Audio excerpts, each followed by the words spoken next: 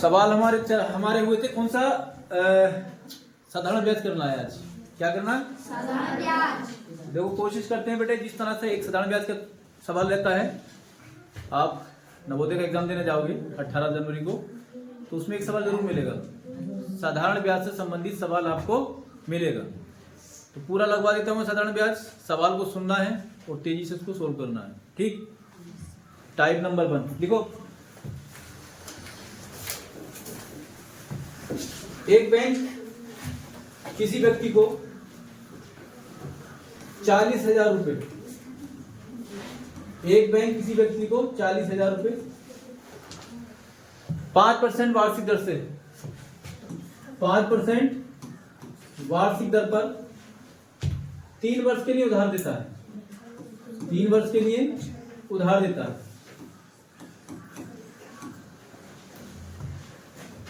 Bank ब्याज के रूप में कितना धन वसूल करेगा? बैंक ब्याज के रूप में कितना धन वसूल करेगा? बेटे फार्मूला होता है आपके पास मूलधन यानी अमाउंट। क्या फार्मूला होता है? मूलधन गुणा में क्या? दर यानी रेट, गुणा में समय टाइम, गुणा में क्या? समय बटे में 100 बराबर सिंपल इंटरेस्ट यानी साधारण ब्याज आता है। बराबर क्या आता है? साधारण ब्याज। मूलधन दे रखा है कितना? अमाउंट कितना दे रखा है? 40,000। मूलधन गुणा में कितना? दर, दर बटे कितनी देर की रेट? 5% गुणा में समय, समय कितना है? 3 वर्ष बटे में कितना? 100। बस इसे हम कैलकुलेट करेंगे तो क्या आ जाएगा हमारे पास? कितना आ जाएगा? 5 6,000 रुपए आ जाएगा। कितना? 6,000 रुपए आ जाएगा। बेटे ब्याज कितना मिला? 6,000 रुपए का मिला। सिंपल सवाल है, एक तो ऐसे ही आ जाता है। लिखो, एक और लिखो। एक व्यक्ति किसी बैंक से 24,000 रुपए, एक व्यक्ति किसी बैंक से 24,000 रुपए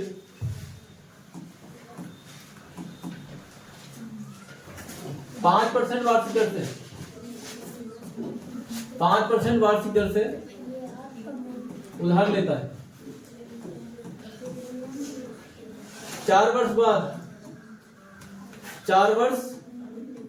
बाद व्यक्ति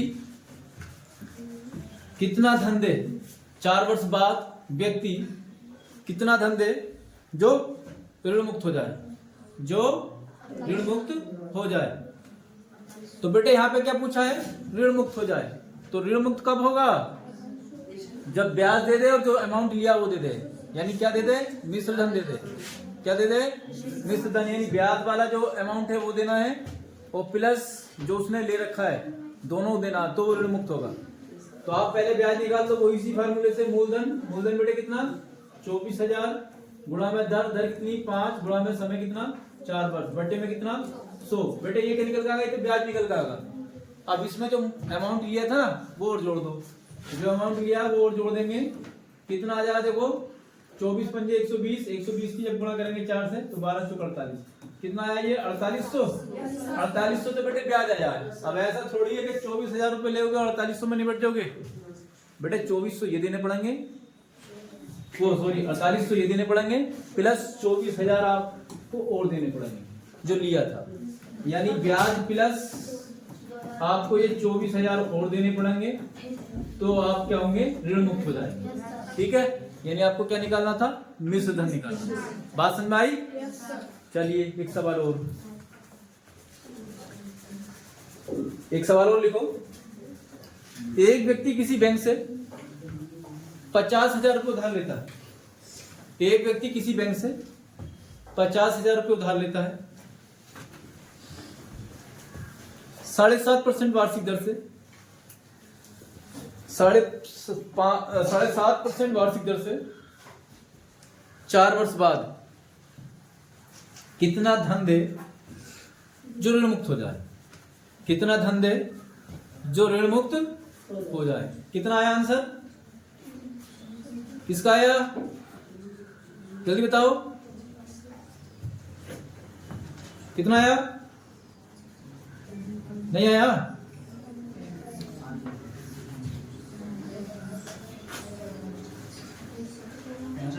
65,000।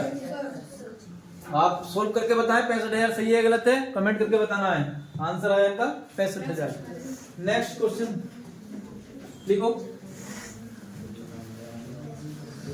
एक व्यक्ति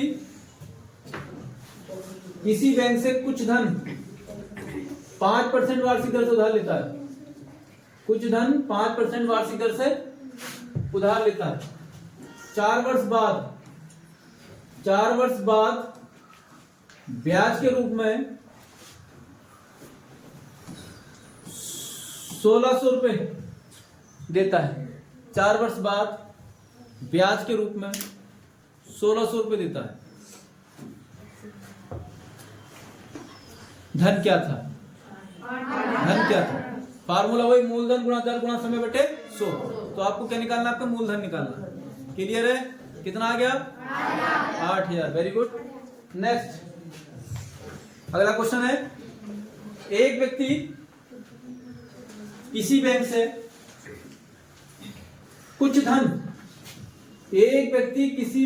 कुछ धन 10% वार्षिक दर से 5 वर्ष के लिए उधार लेता है। 5 वर्ष के लिए उधार लेता है और 5 वर्ष बाद 60,000 रुपए देकर 5 वर्ष बाद 60,000 रुपए देकर ऋण मुक्त हो जाता है। 5 वर्ष बाद 60,000 रुपए देकर ऋण मुक्त हो जाता है। व्यक्ति ने बैंक से कितना धन उधार लिया? व्यक्ति ने बैंक से कितना धन उधार लिया? बेटे देखो कैसे निकालोगे, बता दे 60,000 रुपए क्या चीज है बेटे? 60,000 रुपए जो है वो क्या है? मिश्र धन है, यानी ब्याज भी दिया उसने और जो अमाउंट लिया था उधार वो भी दिया। हमने माना क्या माना बेटे? हमने ये मान लिया क्या उसने व्यक्ति ने क्या किया था? व्यक्ति ने x रुपए उधार लिए थे। फार्मूला वही तुम्हारे पास,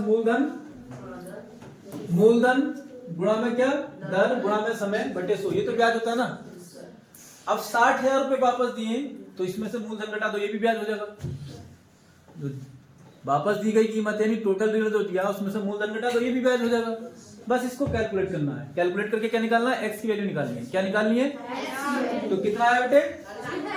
देखो कैसे करेंगे एक बार समझ लो। ये काटेंगे, 0 से 0 कटेगा, 5 दूनी 10। तो x बराबर आ जाएगा, गुणा कर लो इससे 2 से, 6 दूनी 12। 0 लगा दो, कहेंगे 1 2 3 4, माइनस में कितना? 2 है। ये माइनस का है, इधर आके क्या होगा? प्लस होगा। 2x ये 1x ये कितना हो गया? 3x। 3x इक्वल टू कितना? गिन के 0 लगा दो, बस 3 से भाग करना है। क्या करना है? 3 से इसको भाग करना है। ठीक है, 3 चौक 12। तो ये कितना आ जाएगा बेटे? 40,000। कितना आ जाएगा? 40,000। बात समझ में आई? तो एक टाइप ये भी आता, ध्यान रखना। समझ गए? चलिए नेक्स्ट क्वेश्चन लिखो। सवाल बोल रहे हैं, एक व्यक्ति किसी बैंक से कुछ धन उधार लेता है। एक व्यक्ति किसी बैंक से कुछ धन उधार लेता है।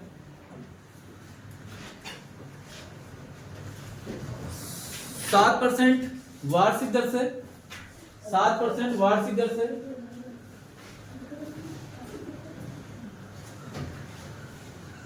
3 वर्ष बाद 28,000 रुपए देकर ऋण मुक्त हो जाता है।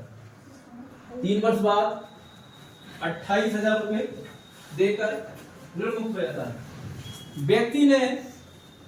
व्यक्ति ने कितना धन उधार लिया?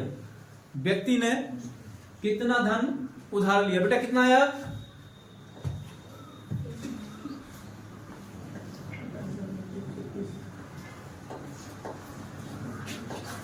किसी का आया?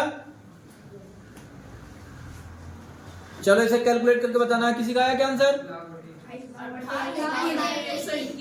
28 लाख बटे 121। चलिए इसे सोल्व करके बताना है कितना आंसर आता है। ठीक है, कमेंट में बताना आपको। अगला टाइप हो देते हैं। 2 टाइप हो गए।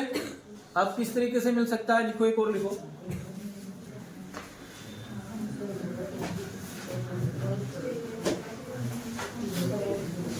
किसी धन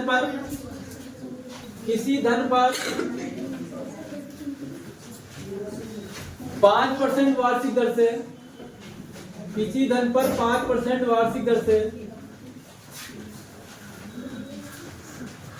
5% वार्षिक दर से एक दिन का साधारण ब्याज,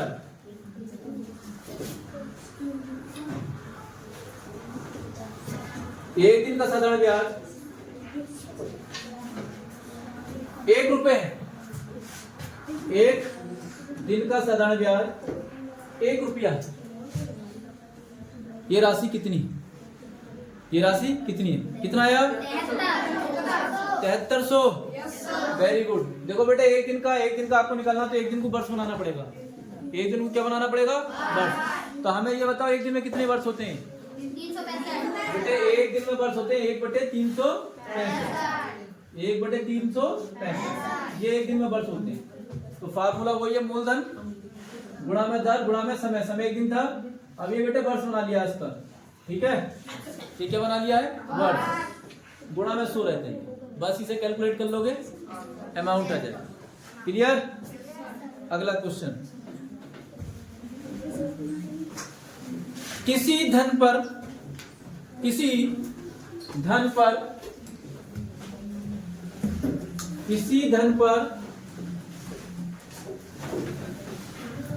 साधारण ब्याज, किसी धन पर साधारण ब्याज एक निश्चित समय के लिए, निश्चित समय के लिए निश्चित दर पर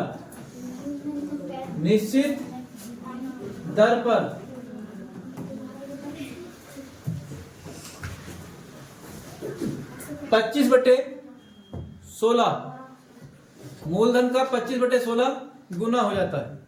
मूलधन का 25/16 गुना हो जाता है यदि दर और समय के संख्यात्मक मान बराबर हो। यदि दर और समय के संख्यात्मक मान बराबर हो तो दर परसेंट क्या है। यदि दर और समय के संख्यात्मक मान बराबर हो तो दर परसेंट क्या है। आ गया होगा बेटे, फार्मूले में ऐड कर दो, मूलधन गुणा में दर, दर कितनी है बेटे आर, और गुणा में समय भी कितना है आर, क्योंकि बोल रखा है दर और समय क्या है बराबर, बराबर ब्याज। ब्याज कितना है बेटे, मूलधन का कितना, मूलधन का 25/16। बस इसे कैलकुलेट करना है, इसे क्या करना है कैलकुलेट करना है, ठीक है, इसे कैलकुलेट करना है। कैलकुलेट कर लोगे बेटे, एक गुणा में चला जाएगा, देखो सर यह जाएगा r² = 25 गुणा में कितना 100 बटे में कितना बेटे 16। r का मान निकाल लो, इसका वर्गमूल निकालेंगे कितना 5, 100 का वर्गमूल कितना 10 और इसका 4। बस इसे कैलकुलेट कर लो, कितना आ जाएगा 12 सही 1/2 यानी 12.5। क्लियर हो गया। नेक्स्ट कर लोगे, चूकना नहीं है, इस तरह का सवाल मिल जाता है, चूकना नहीं है। नेक्स्ट लिखो,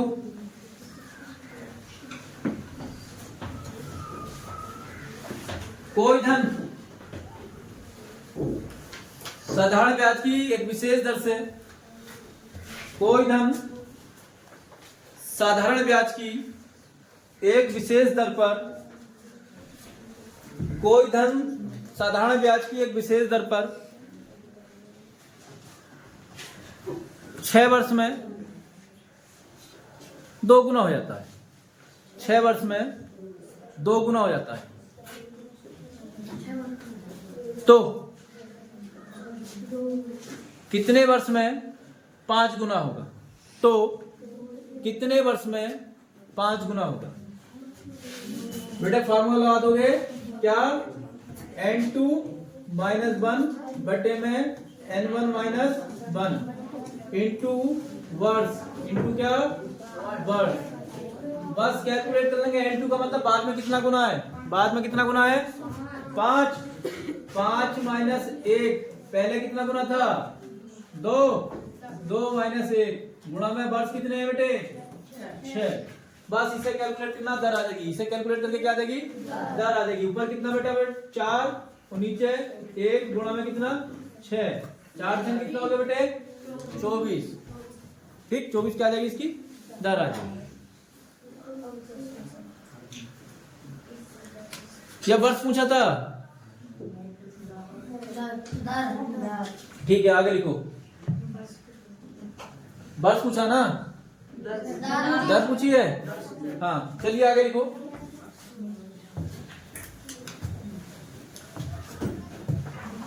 कोई धन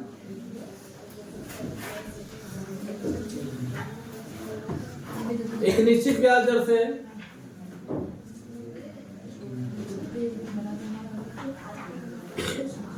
12 वर्ष में 3 गुना हो जाता है। 12 वर्ष में 3 गुना हो जाता है।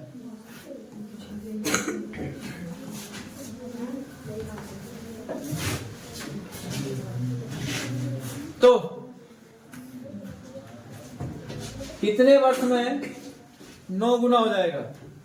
कितने वर्ष में 9 गुना हो जाएगा? बेटे वर्ष पूछा, पिछले में भी वर्ष पूछा था। तो कितने वर्ष में 9 गुना हो जाएगा? जल्दी निकाल के बताओ बेटे फटाफट। इसी में निकलेगा n2 - 1 अपॉन n1 - 1 गुणा में क्या वर्ष। कैलकुलेट कर लो, आ जाएगा। पहला सवाल भी ऐसी था, इसके पहले दर नहीं थी, उसमें भी क्या था समय ही पूछा था। क्लियर कर लोगे? कितना आ गया 48 48। चलो नेक्स्ट।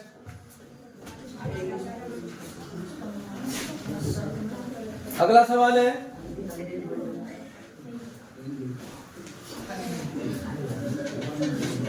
किसी धन पर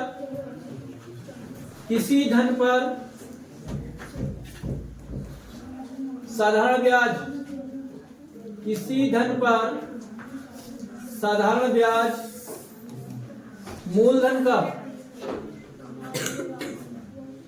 किसी धन पर साधारण ब्याज मूलधन का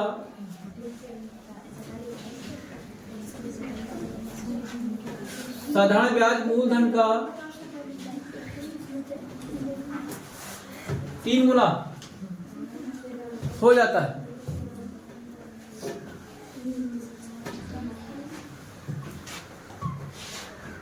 यदि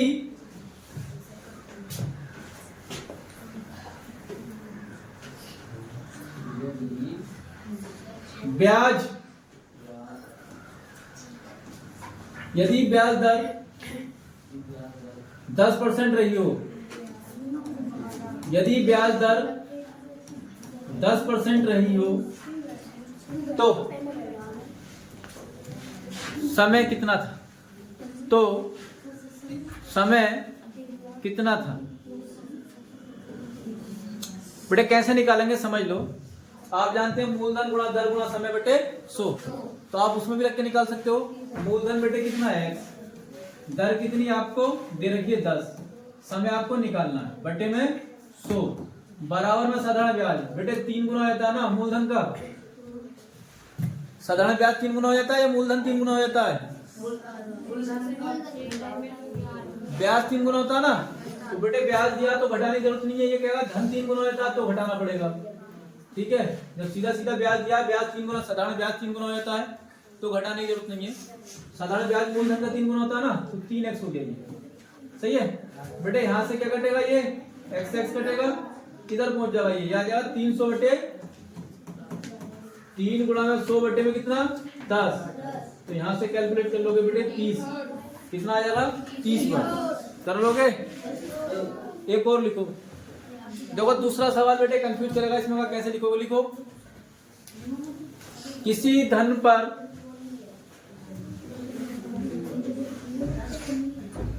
एक और लिखो इसमें, किसी धन पर साधारण ब्याज मूलधन का 4 गुना हो जाता है, मूलधन का 4 गुना हो जाता है।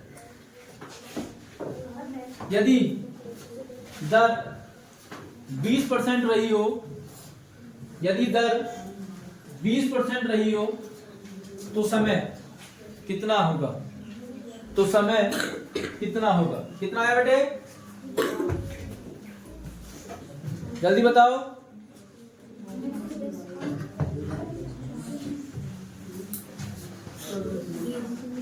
कितना आया?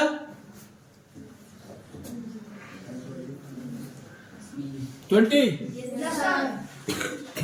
चलिए ठीक है, सेम था।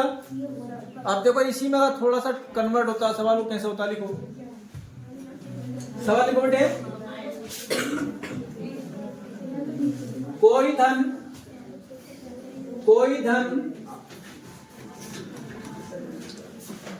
6 वर्ष में बढ़कर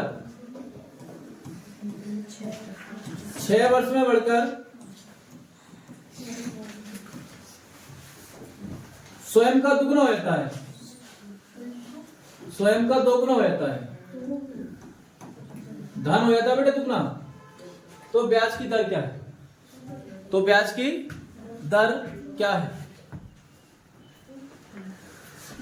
कोई धन 6 वर्ष में बढ़कर स्वयं का दुगना हो जाता है, तो ब्याज की दर क्या है? बेटे स्वयं का दुगना धन ही तो हो गया, तो इसका मतलब ब्याज कितना हुआ? अरे धन हमारा x है, धन कितना है? x है। अब बेटे 6 वर्ष में बढ़ के कितना हो गया ये धन? यही धन कितना हो गया? 2x हो गया। दुगने का मतलब ये तो हो गया। तो बेटे इसमें x का ब्याज मिला होगा, जब तो ये दोगुना हुआ। यानी ब्याज की अगर बात करेंगे, तो क्या होगा बेटे? ब्याज भी x ही होगा। ब्याज भी कितना होगा?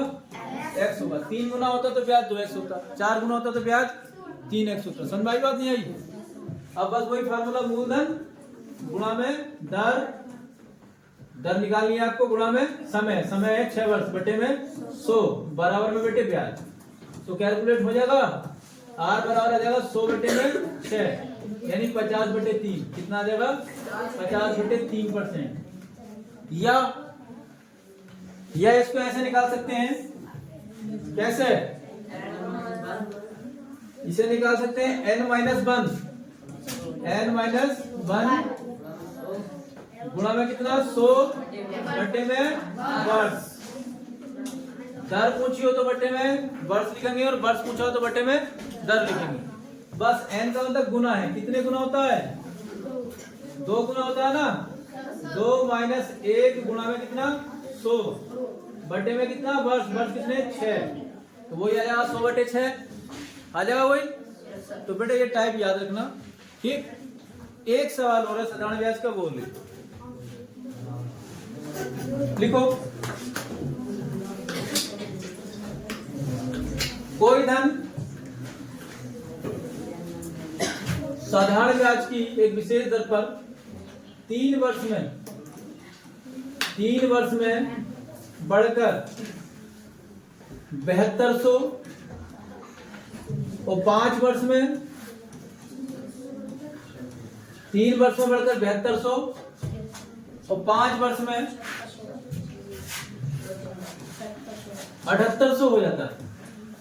5 वर्ष में 7800 हो जाता है। धन क्या था? तो बेटे ये क्या चीज दी है? मिश्र धन दिया है। क्या दिया है? मिश्र धन दिया। अभी 3 वर्ष में बढ़ के इतना हुआ, 5 वर्ष में इतना हुआ। अरे 2 वर्ष का ब्याज था ना यहाँ से लेके यहाँ तक, तो ब्याज ही तो बढ़ गया ये। तो हम निकाल लेंगे 2 वर्ष का ब्याज। तो बेटे 2 वर्ष का ब्याज निकालोगे कितना आ जाएगा? 600 आ जाएगा। अब यहाँ पे कितने वर्ष है बेटे? 3 वर्ष। जब 2 वर्ष में 600 होगा तो 3 वर्ष में ब्याज कितना होगा? 3 वर्ष में कितना होगा ब्याज? 3 वर्ष का ब्याज। जब 2 वर्ष का 600 है तो 3 वर्ष का कितना होगा? 900 होगा बेटे। कितना? 900। यानी यहाँ तक ब्याज कितना मिला होगा? 900 रुपए यहाँ तक मिल गए होंगे। 900 मिल गए होंगे ना? मिल गए होंगे इसमें। बस तो मूलधन पूछा है, 7200 में से क्या घटा दें? ये ब्याज घटा दें 3 साल का, 900 घटा दें। 7200 में से क्या घटा दें? 900 घटा दें, मूलधन आ जाएगा। क्या आ जाएगा?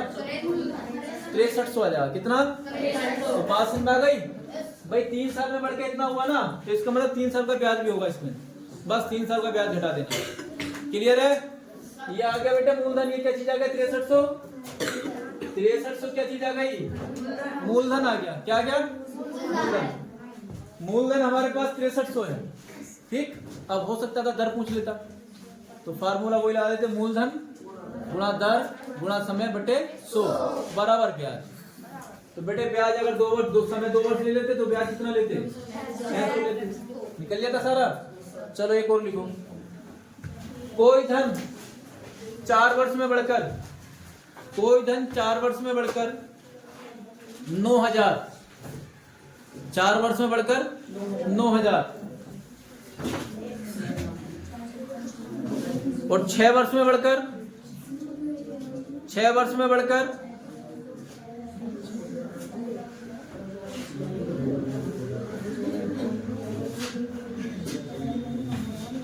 9500 हो जाता है। 6 वर्ष में बढ़कर 9500 हो जाता है। ब्याज की दर क्या है, ब्याज की दर क्या है, ब्याज की दर क्या है बेटे, निकालो ऐसे निकालो जैसे बताया था। ब्याज की दर क्या है, तो बेटे कैसे निकाल लेंगे, देखो 4 वर्ष में कितना हुआ, 4 वर्ष में बेटे 9000, ठीक है, और 6 वर्ष में कितना हुआ 9500।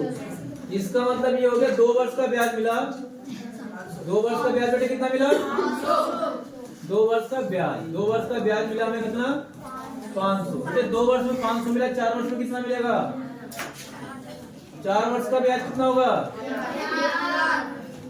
4 वर्ष का ब्याज, 4 वर्ष का ब्याज कितना होगा 1000, 4 वर्ष का 1000 हो गया। तो मूलधन बेटे कितना होगा, मूलधन कितना हो जाएगा, 9000 में से 1000 घटा दोगे कितना हो गया 8000, मूलधन मिला आपको 8000। फार्मूला क्या था, मूलधन गुणा में दर, दर निकालनी है, गुणा में समय, समय बेटे क्या ले लें 2 वर्ष ले लें, 2 वर्ष ले लें, चलो समय बटे में 100। अब 2 वर्ष का ब्याज कितना था 500, ब्याज 500 ले लो, सही है। समय 4 वर्ष लेते तो ब्याज 1000 लेते, ठीक है। बस इसे कैलकुलेट करना, कैलकुलेट करने के बाद में आर का मान आ जाएगा, आर का मान बेटे कितना आ जाएगा, कितना, देखो ये आ जाएगा 500 गुणा में बटे में आ जाएगा कितना 80 गुणा में 2, ये आर का मान आ जाएगा, इसे कैलकुलेट कर लीजिए, सही है। इसे क्या करना है, कैलकुलेट करना, आ जाएगा 25 बटे 2 आंसर आ जाएगा। अगला सवाल कर लोगे तो साधारण ब्याज पे यही सवाल मिलेंगे, साधारण ब्याज पे इसी तरह के सवाल मिलेंगे। एक हमारा क्या रह गया है, क्षेत्रफल, एरिया रह गया, तो कुछ सवाल एरिया के बोल देते हैं, ठीक है। एरिया के सवाल और देख लो, लिखो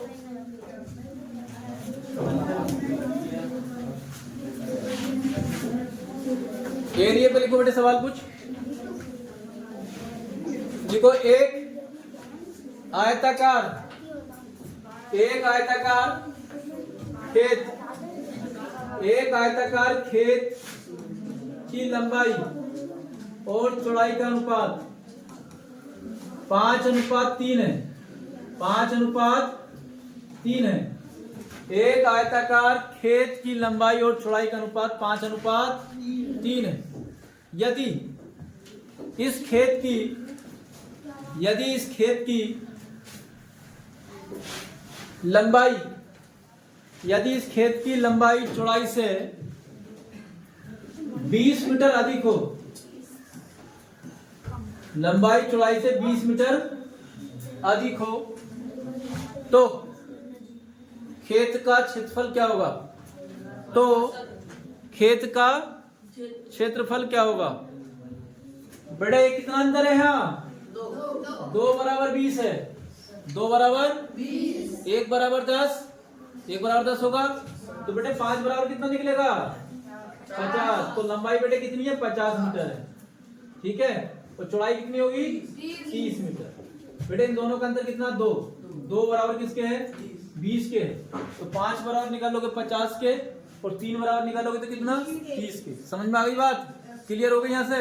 अब आप क्षेत्रफल जानते हो, आयत का क्षेत्रफल होता है बेटे लंबाई गुणा चौड़ाई, आयत का क्षेत्रफल क्या होता है लंबाई गुणा चौड़ाई। तो बेटे यहाँ से आ जाएगा 5 या 15, कितना 15 और 2 जीरो लगाओगे, मीटर दिया ना बेटे, मीटर दिया तो ये क्या हो जाएगा 1500 वर्ग मीटर। ठीक है, 1500 वर्ग मीटर। तो ध्यान रखना क्षेत्रफल की यूनिट जो होती है वर्ग मीटर में होती है। तो हो सकता है सवाल आपको इस तरीके से भी दे देता है, ये ऑप्शन में एक ऐसे दे देता ऑप्शन में। ठीक है, तो बेटे क्या करते तुम यहाँ पे मार देते, देखना है क्षेत्रफल जो होगा वर्ग मीटर पे होगा, परिमाप जो होता है वो मीटर में होता है। समझ गए, जब मीटर की मीटर से गुणा होगी तो मीटर स्क्वायर होगा। तो आपको इस पे भी ध्यान देना है, इस तरह का सवाल मिल सकता है पेपर में, तो आपको बेवकूफ नहीं बनना है, सवाल पे ध्यान देना है।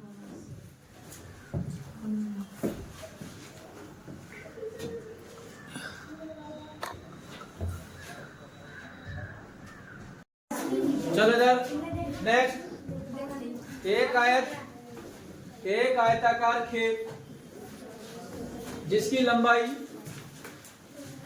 एक आयताकार खेत जिसकी लंबाई और चौड़ाई, एक आयताकार खेत जिसकी लंबाई और चौड़ाई का अनुपात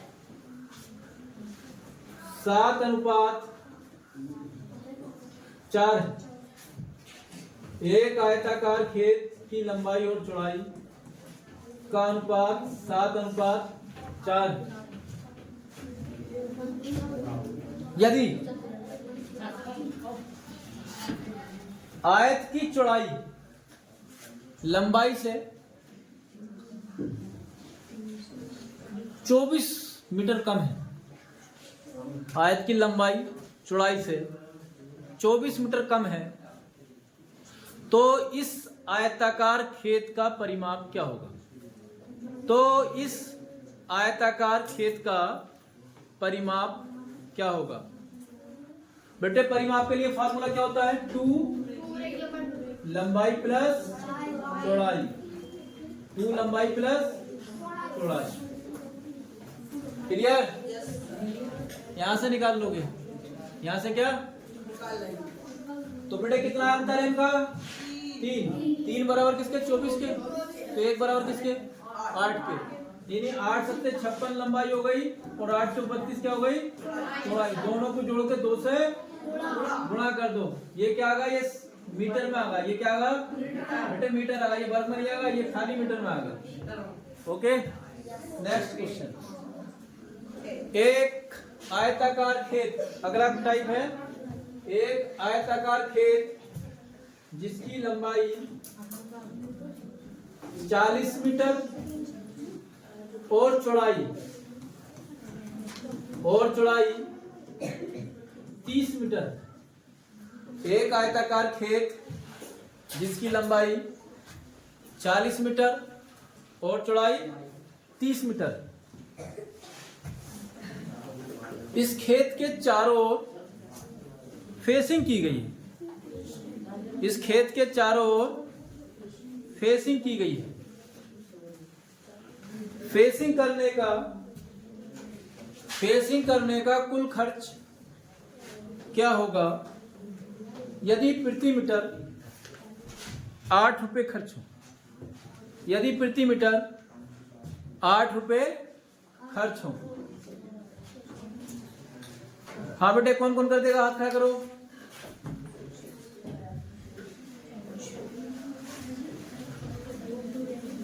हो जाएगा?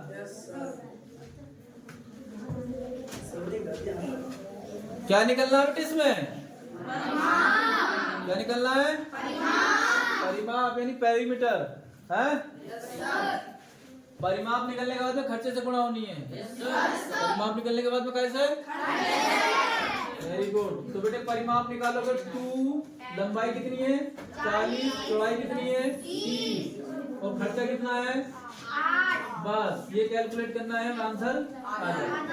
क्लियर हुआ? नेक्स्ट, अगला क्वेश्चन। एक आयताकार खेत जिसकी लंबाई, एक आयताकार खेत जिसकी लंबाई 80 मीटर, चौड़ाई 60 मीटर है, चौड़ाई 60 मीटर है। इस खेत में बीज बोने का कुल खर्च क्या होगा? कुल खर्च क्या होगा इस खेत में बीज बोने का कुल खर्च क्या होगा यदि प्रति वर्ग मीटर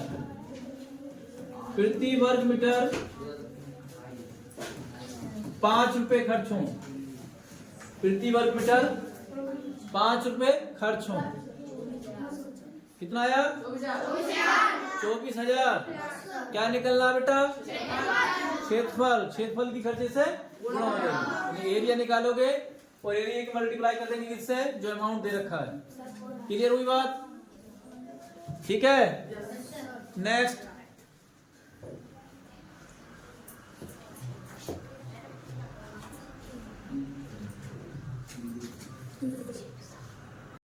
बेटा अगला सवाल लिखो। सवाल नेक्स्ट अगला सवाल लिखो। एक आयताकार खेत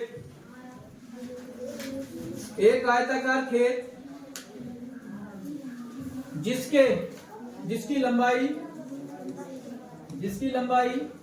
50 मीटर, चौड़ाई 30 मीटर है। इस खेत के चारों ओर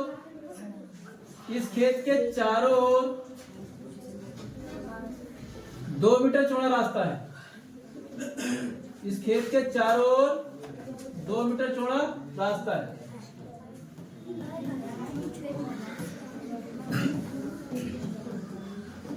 रास्ते का क्षेत्रफल क्या होगा? इस खेत के चारों ओर बाहर 2 मीटर चौड़ा रास्ता है। रास्ते का क्षेत्रफल क्या होगा? तो बेटे फार्मूला क्या है इसका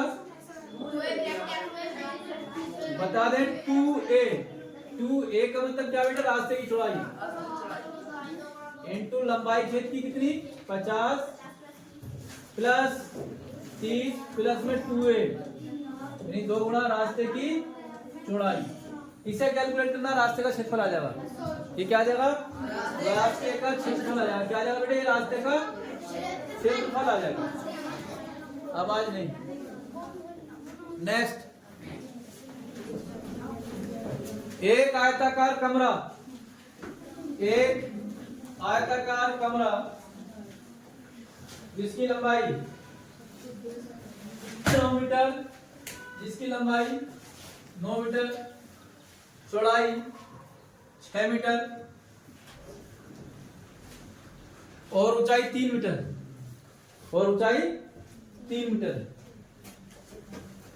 कमरे की चारों दीवारों का क्षेत्रफल क्या होगा? कमरे की चारों दीवारों का क्षेत्रफल क्या होगा? कैसे निकालोगे बेटे? चारों दीवारों के लिए फार्मूला लगा दो। 2 लंबाई प्लस चौड़ाई गुणा में क्या ऊंचाई। मान रखो आंसर आ जाएगा। क्लियर हुई? नेक्स्ट एक वर्ग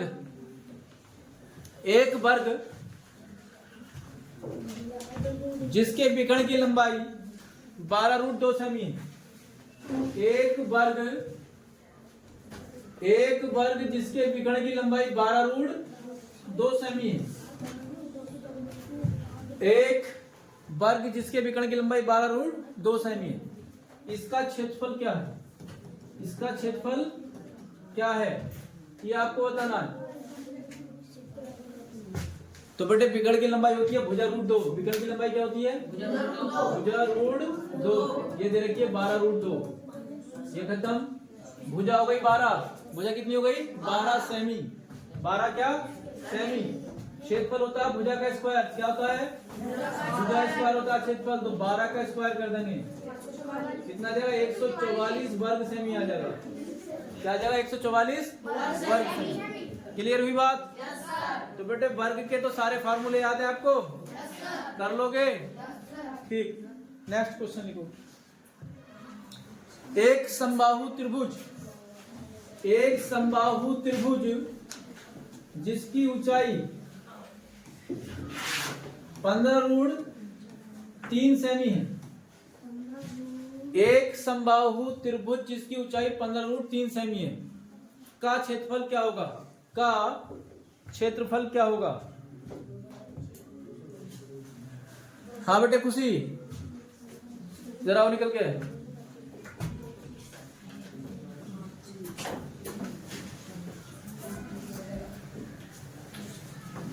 समबाहु त्रिभुज क्षेत्रफल याद है? समबाहु त्रिभुज का क्या होता है फॉर्मूला? पढ़ते हो घर है? खाली खाने पे रहते हो, जाओ बैठो जाके। हाँ, समबाहु त्रिभुज का क्षेत्रफल क्या होता है जरा बताओ बेटे। पहले ऊंचाई वाला फार्मूला लगाओ। ये ऊंचाई वाला फार्मूला था √3/2 इंटू भुजा इंटू क्या? भुजा। बेटे ये दे रखा है आपको, ऊंचाई कितनी दे रखी है? 15√3। √3 से √3 काटो, भुजा कितनी आ गई बेटे? भुजा आ गई 15 दूनी 30। 30 सेमी क्या आ गई इसकी? भुजा आ गई। अब बताना क्या है? क्षेत्रफल। क्या बताना है? बेटे क्षेत्रफल का फार्मूला लगा दो। क्षेत्रफल का फार्मूला क्या होता है? √3/4 इंटू भुजा स्क्वायर। भुजा कितनी? 30 गुणा में कितना? 30। कैलकुलेट कर लोगे। 15 बार कटेगा 2 से, 2 से 15 बार, तो 15 15 कितना? 225 √वर्ग सेमी। समझ गए? ये आंसर आ जाएगा इसका। क्लियर हुआ? ठीक, नेक्स्ट अगला सवाल। हाँ भाई अगला क्वेश्चन करना है। अनूप जलोटा नहीं आया क्या? कहाँ है? निकल जाओ बाहर। चलो बोर्ड पे पहुंचो।